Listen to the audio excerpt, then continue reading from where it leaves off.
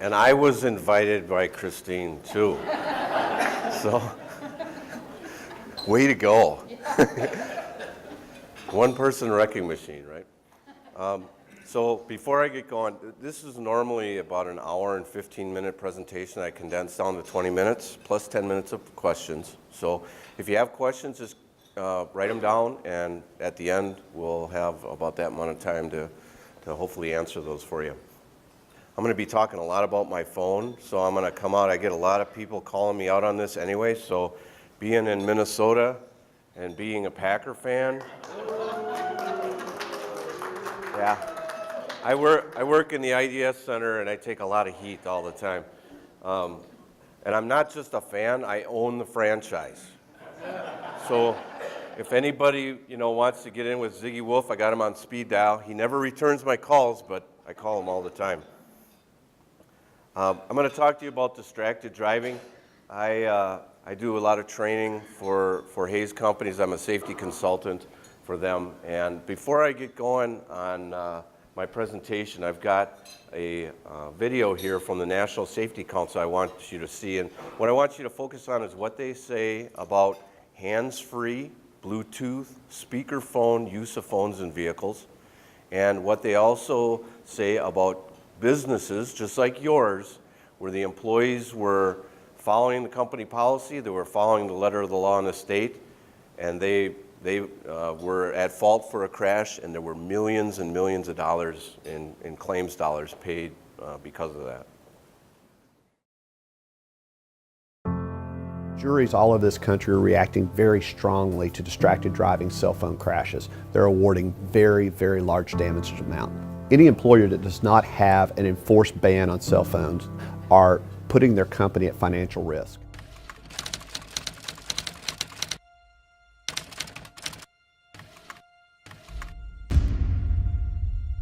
Many distractions exist while driving, but cell phones are a top distraction because of the amount of risk and the time that drivers spend on the phone every day. Using hands-free devices is not the solution. The National Safety Council has reviewed more than 30 studies that show that hands-free devices don't make driving any safer because the brain remains distracted by the conversation. 911, what is your emergency? Hi, I have a semi driver. He just ran over a semi. County 911. He just ran over a man. And could you see the driver at all, or did? Yes. Did you see where he was looking, or could you tell what he was doing? I would be 90% positive. I'm thinking he was on the phone. You think he was on the phone? Yeah. I think he had earpiece in there. He was talking. When one of these tragic crashes happen, that indeed the company, from the lowest employee to the highest safety officer in the company, has to answer very hard questions that are impossible to answer effectively, because indeed, without an enforced ban, the company is left to defend something that's indefensible.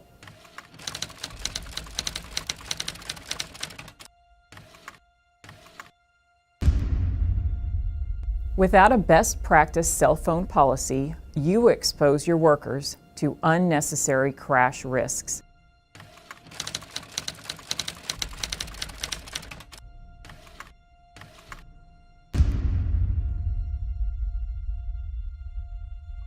At the National Safety Council, we recommend a best practice policy that covers handheld and hands-free devices, all employees, all company vehicles, all company cell phones, and all work-related communications, even in a personal vehicle or on a personal cell phone. You don't want to end up in litigation. You can make our roads safer for everyone by putting a policy in place to eliminate not just handheld use, but the hands-free use of cell phones while driving. It's not just smart business, but most importantly, you're keeping your people safe. For more information, visit nsc.org/policykit. Thank you.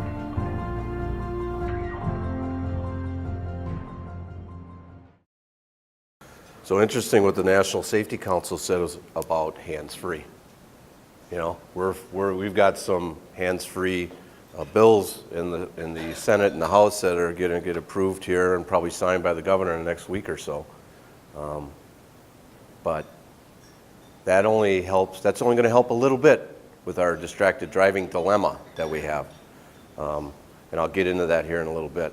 But keep some of your questions on that because I'm sure you've got some conflicting thoughts on what's going on. These are some businesses that I work with. Cargill has 155,000 employees across the globe. 5 years ago, that company had 4 fatalities within the organization. The CEO of the company said, I am not going to another funeral again for my employees. Not going to another family and have to talk to the spouse. And they instituted a policy just like the National Safety Council. They use the Safety Council's recommendations. They have all their salespeople, all their pickup truck drivers, medium trucks, CDL, semi-drivers cannot use a phone in the vehicle, and including personal vehicles used on company business. They've eliminated those fatalities.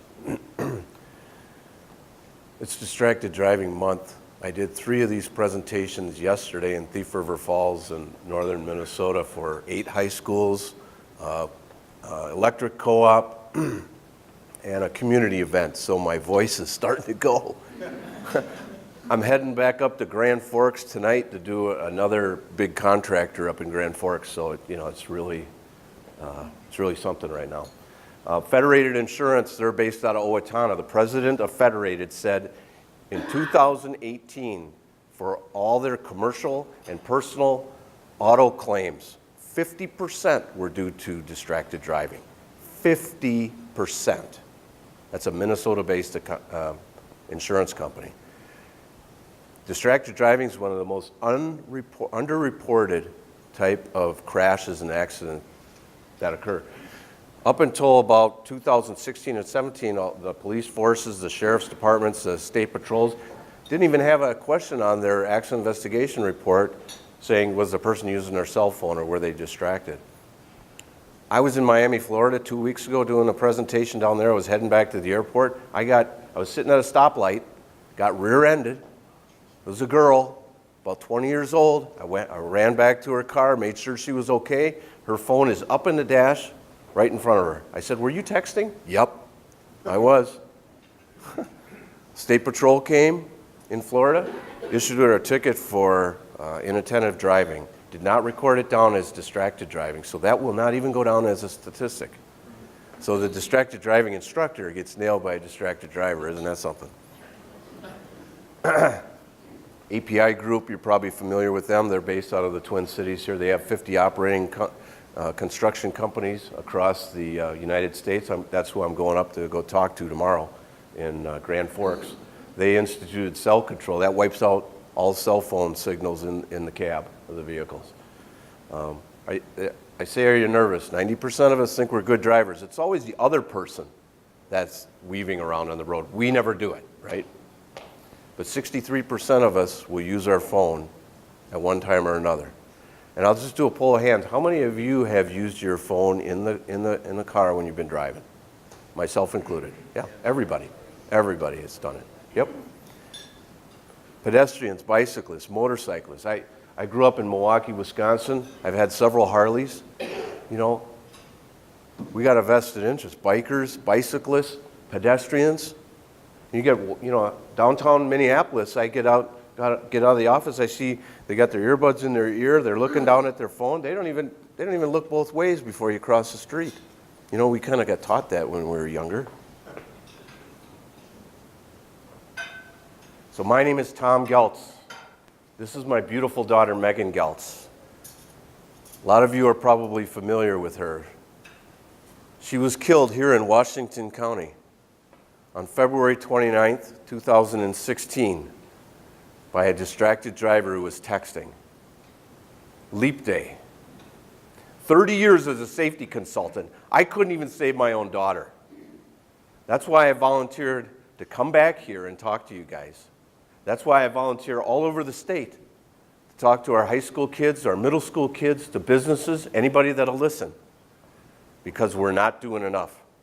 All you got to do is drive around and look and see what everybody else is doing on the road, including some of you. If you don't think this is a problem, you're part of the problem. You know, I would bet, I would put money on it, that I probably drove more distracted than anyone in this room. I'm a business person. I drive all over the Midwest, constantly, every day. And I was always on my phone. I was looking at it. I was on my phone talking, have it up to my ear. I was using my Bluetooth. I was texting. I was emailing, looking at my bank account, Facebook, Snapchat, video chat. All those things that you hear about, that you read about in the paper that those bad people do, I did it too. Probably a lot of you have done some of those things. I was a safety consultant. I did it safely, though. I was really good at it. I really wasn't. I weaved around. I remember, thinking back. When Megan died, I quit cold turkey. And I'll tell you, it is harder than hell. It's just like quitting smoking or chewing tobacco or drinking or drugs or whatever your addiction is. It's extremely hard. But I did. And that's when I noticed how big of a problem it was.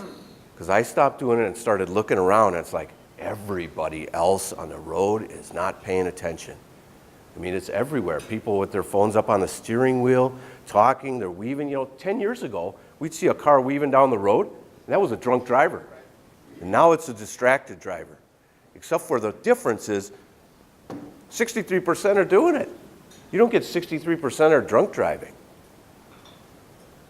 All the studies are showing that hands-free is just like 0.08 drunk. Your reaction time is about the same. You hit the same amount of cones on those obstacle courses, all of that. We got Willow River State Park in Hudson. Megan liked to go to state parks in Minnesota and Wisconsin. And she used to like to take that little girl.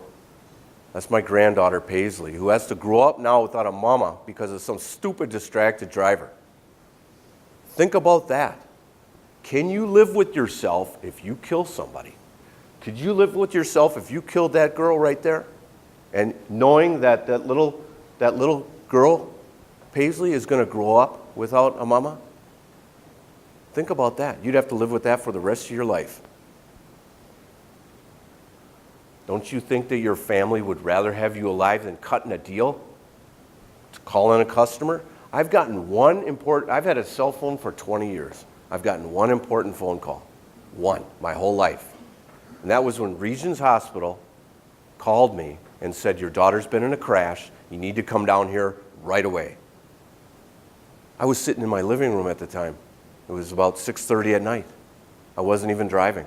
All those other texts and emails and phone calls that I've gotten over the years are not important.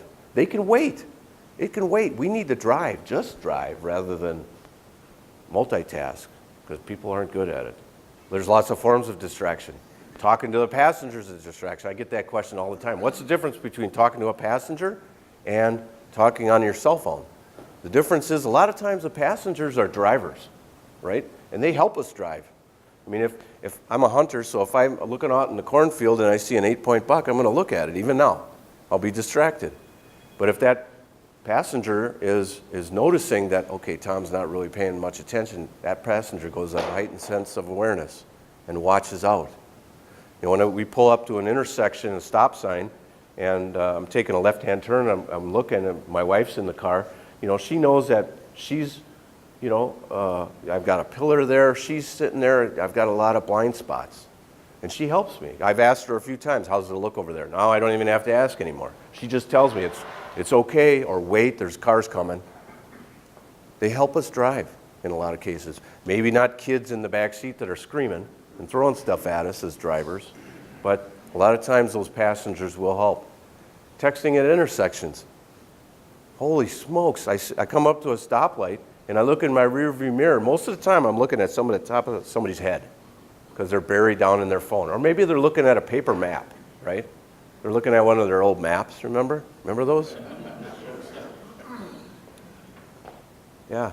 Studies indicate that once you look down at a text for a few seconds at an intersection, then you start to go. It takes you over 20 seconds to reorient yourself 360 degrees around you. How far do you get down the road in 20 seconds? We all know when that light turns green and we have the right of way, it's always safe to go through the intersection, right? Yeah, it is. We have the right of way. Now, a lot of people that have the right of way get killed every day because the people on the red lights don't always stop. And the last one, number 8 down there, if we're driving 55 miles an hour and we look down at a text, the average text takes about 4 or 5 seconds to read and or respond to. We travel a whole football field with our head down. And I'll ask you this, how many people really drive 55 on the interstate? It's 70 miles an hour. In North Dakota, it's 75. In South Dakota, it's 80. And people push that limit all the time. They go faster than the speed limit. Our cars are not designed to crash at those speeds. Sorry, you have to slow down. You know, the cars are designed to crash at 30 to 50 miles an hour generally. You know, in the old days, before we had phones, you know, there may be a slowdown due to rush hour or a minor fender bender and traffic is backed up, and maybe we were distracted, but we saw the crash, we slammed on the brakes, and maybe we hit the pile at 30 miles an hour and people survived that. Now what's happening is we get slowdowns on our freeways, and people are texting or doing whatever, looking at their phone, or maybe they're even on their hands-free, looking right out the windshield, but they don't see it. They're cognitively distracted. They're more concentrating on whatever the phone call is, like a conference call or whatever. And they slam into that pile at 70 miles an hour, and people don't survive those. This was taken off of one of our local news stations.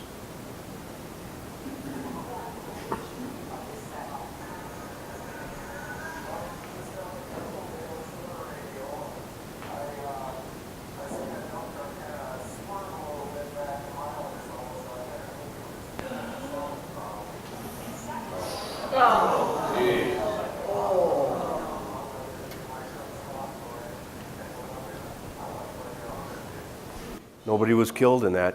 That dump truck was empty. Can you imagine if it was fully loaded with gravel or dirt? That would have went right through those cars, right through that semi. Distracted driving. That's how fast it happens. A couple of quick statistics here. It's the #1 cause of OSHA fatalities. Transportation-related crashes. I'm a safety consultant. I might come out to one of your companies and look at the construction or look at the business, look at the construction workers, looking at general industry. 40% of people die on our roads every year. That's the biggest thing. That's what we should be, as safety people, that's what we should be focusing on. It's the #1 cause of teenager death. #1. More than guns, more than everything else. So all these extra precautions that each state has for new drivers, they're not controlling the exposure. We as parents have to be good role models. Are we all being good role models for our kids? Are we taking calls from our customers when our kids and grandkids are in the back seat? I'll tell you one thing, I did all the time. I did all the time. I was a terrible role model. I hope you won't be after this. Over 40,000 people die on our roads in the United States every year. In 2016, 17, 18, and we're well on our way in 2019.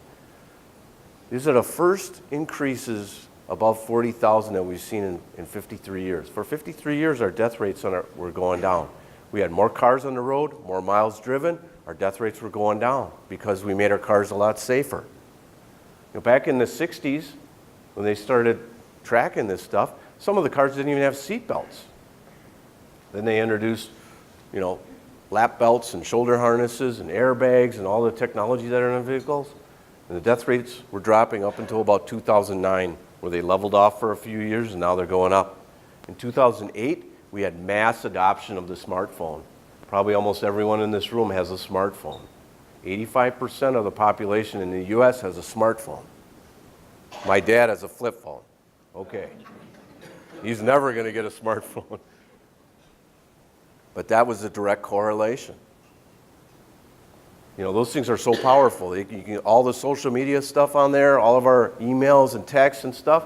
You know, we have blue-collar factory workers and stuff, they get out of their work. They can't use their phone during the day. So guess what they do on their ride home? They're checking messages. They got a ton of stuff they got to catch up to. I help educate some employers to say, give them a chance to use their phone during the day for 5 minutes at lunch or whatever. Allow them to do some of that 5 minutes before they punch out, during their cleanup, so they don't have to do it while they're driving home. If you fill up Target Field with a maximum capacity of 40,000 people there, next time you go to a game there, just look around at all those fans. Because all those people are going to die on our roads every year in the United States. Not those exact people, but that's just another analogy. It's a ton of people. We get distracted in different ways, visually, manually, and cognitively. The hands-free law that we're going to get here probably pretty soon in Minnesota helps with the visual, keeping our eyes on the road. It helps with the manual, keeping our hands on the wheel. Those involve about maybe 10% of the distracted driving crashes each.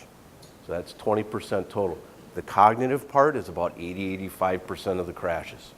What we've seen in other states, 15 other states have hands-free laws. We've seen a decrease in distracted driving crashes approximately 10 to 15%. So that's what we're going to get, the visual and the manual. That's just a starting point.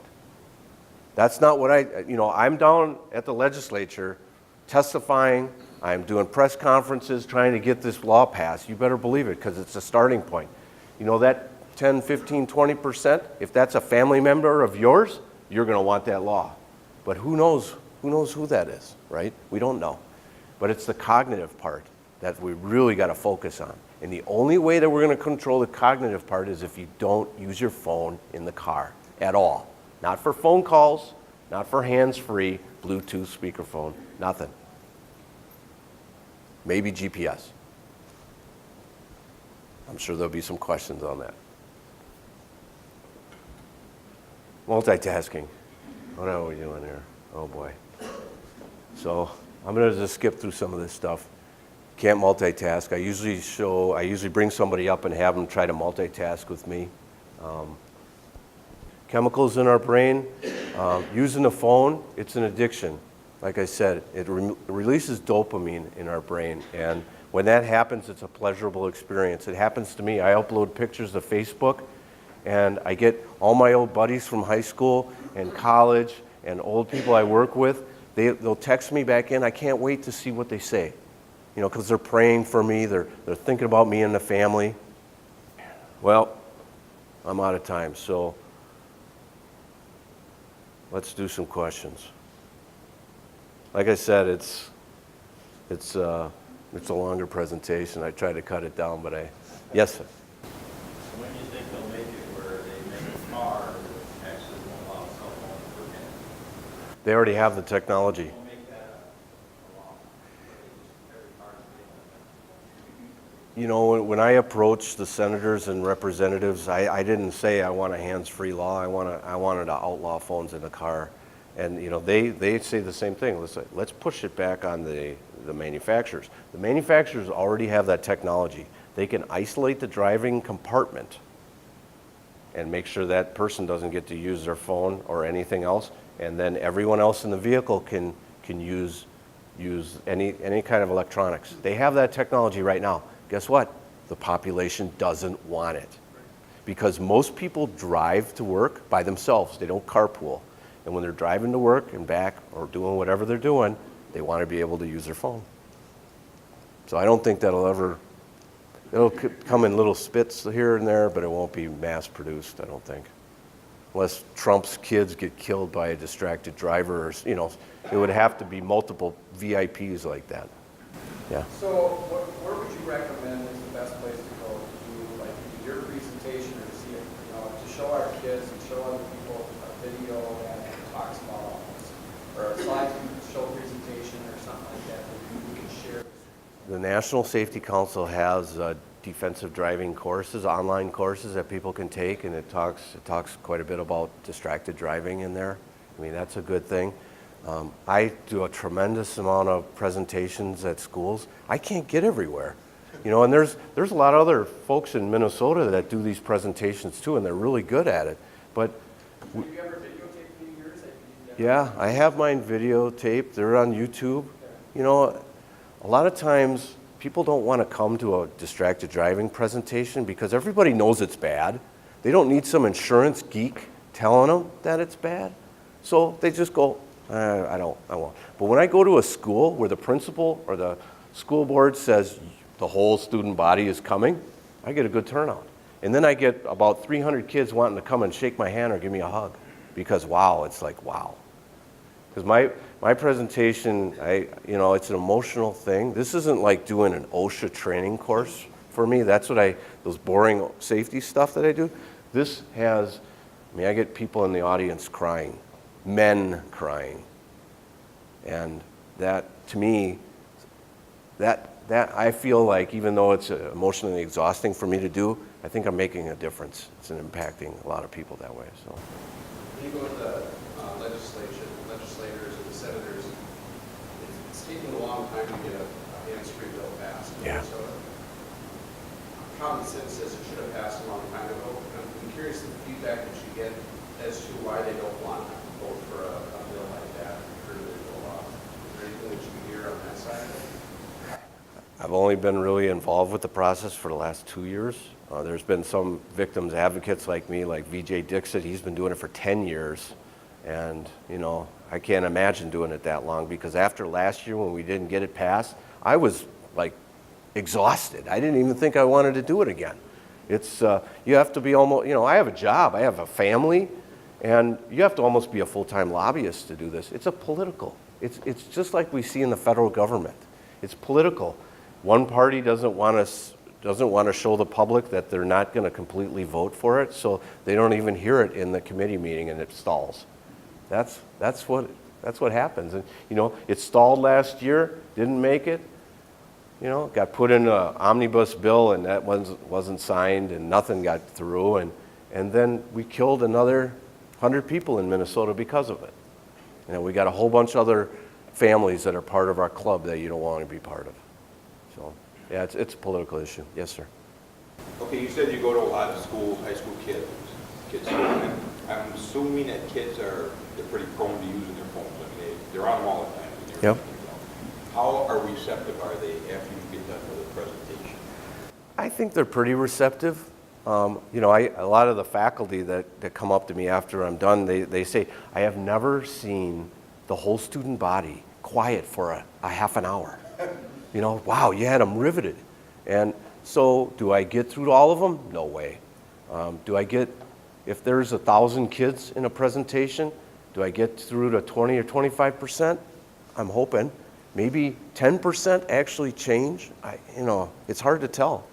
I ask them, I hand out these bracelets, like you have some out there. I hand these out to them and I say, if you take one of these, this is your pledge, not to use the phone.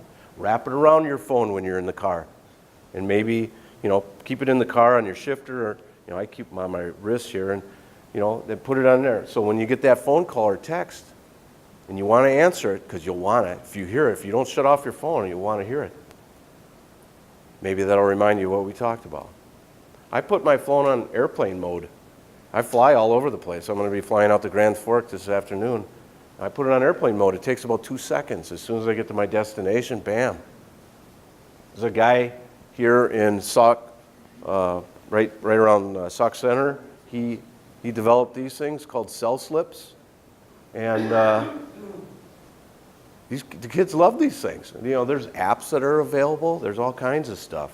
You put your phone in here. It's got some space-age material in there, and it blocks the signal. You take it out. You don't have to shut off your phone. You take it out, bam, it grabs all the signals back. They come in different colors. You can put your own logo on there. It's about $4. Cheap. Driver's ed classes hand these things out now. There's a lot of things. Yes?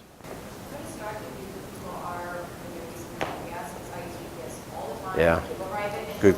I'm glad somebody brought that up. Yeah. Yeah, right. And I noticed that if I turn on the audio and I can listen to the direction that it's telling me, I don't feel like I'm so distracted. But like a couple times when the audio wasn't working and I had to look, even though it's mounted right here, it's a little more Yep. some stats on that? What I can tell you is I use GPS too, so I'm still using the phone in the car, but I do the same thing. I set the coordinates in my driveway or parking lot, and I mount it, and I turn the volume on, so it's like listening to a radio. Sometimes when I look at it, it's like looking at a speedometer.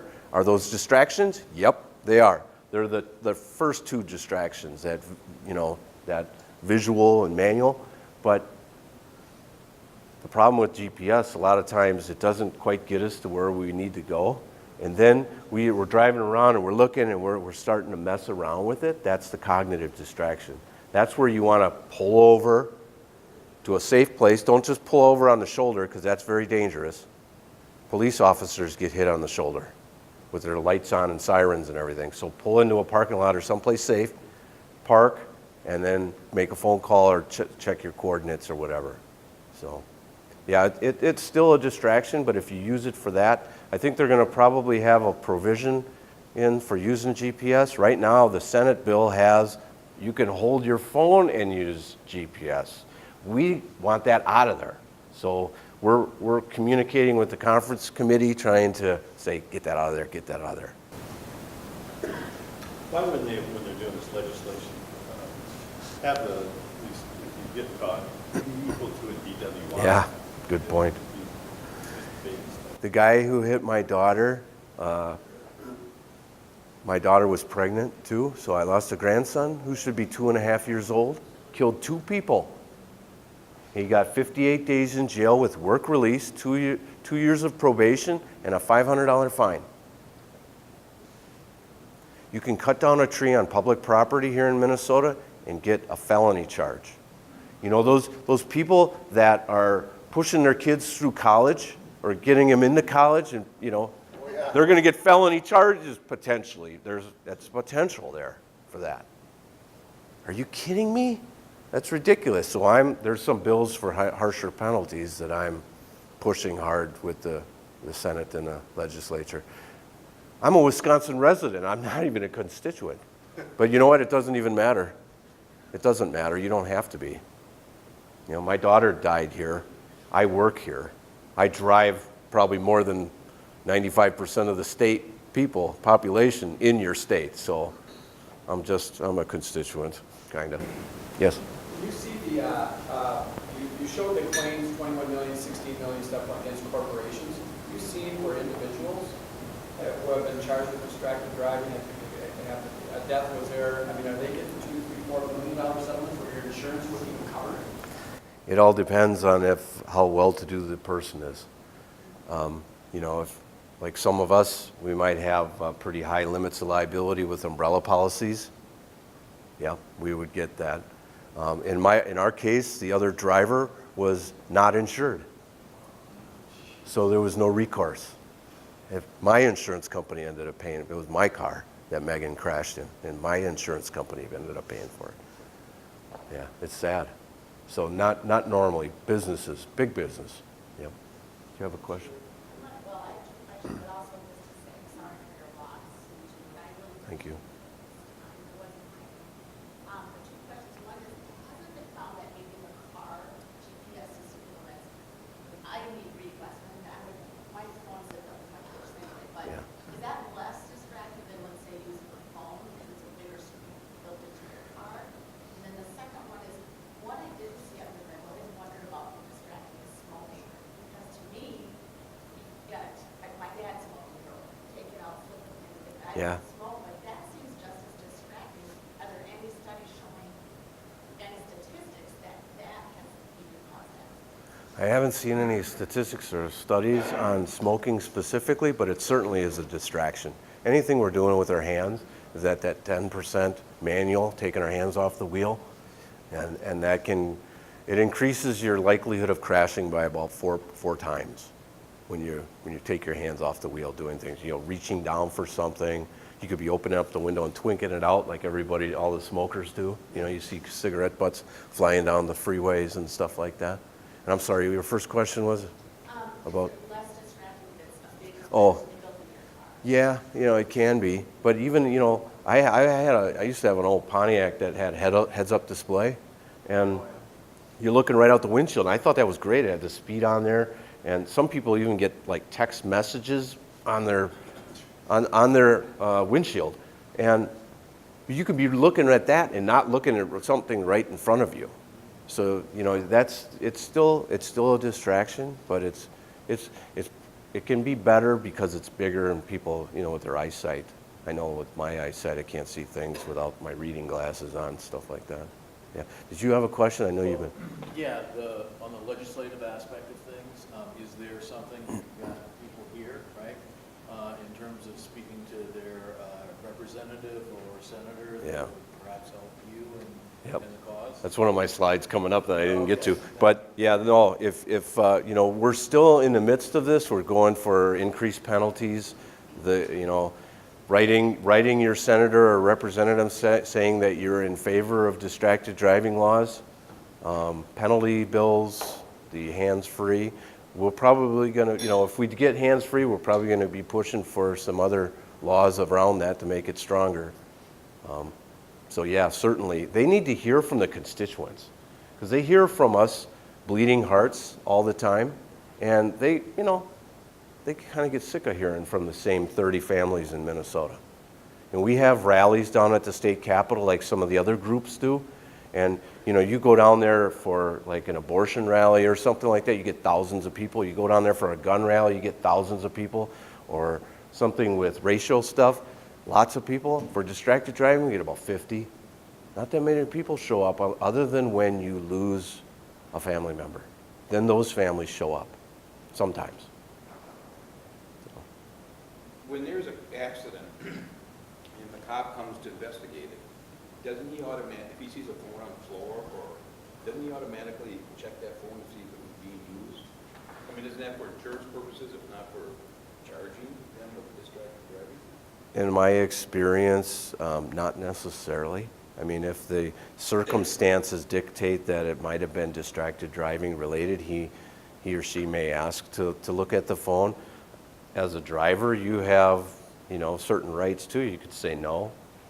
A lot of people say no. Then the officer may have to go get a court order or subpoena to be able to search that. If it's a bad crash, yeah, they'll certainly do all that. But with some of the minor stuff, they don't. Not on the spot. You mean the cop doesn't automatically pick up that phone and check it?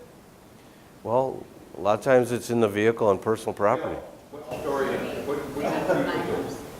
There are going to be some privacy expectations with that phone. So if the officer's going to hold the phone, our recommendation to an officer is going to want to search the phone. Oh yeah, you can. Oh, absolutely. You can always ask.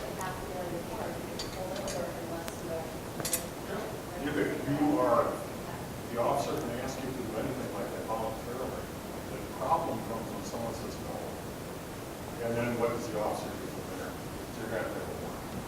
The other thing that the hands-free law will help with, I should say this too, and this is one of the bigger things, is it will help law enforcement, because if they see somebody manipulating a phone on their steering wheel, they can pull you over. Because right now you could have your phone on your steering wheel and you could be doing this, like looking like you're texting, and when the officer pulls you over, you say, well, I was just dialing a phone number. Then they'd have to get a warrant to look at your phone, because then if you just say, well, I'm not going to give you the phone either, go get a warrant. For a $50 fine, distractions, that's what it would be now. If they just see you doing that and you haven't gotten in an accident or anything, they're probably not going to get a warrant, and they're just going to let you go, give you a warning.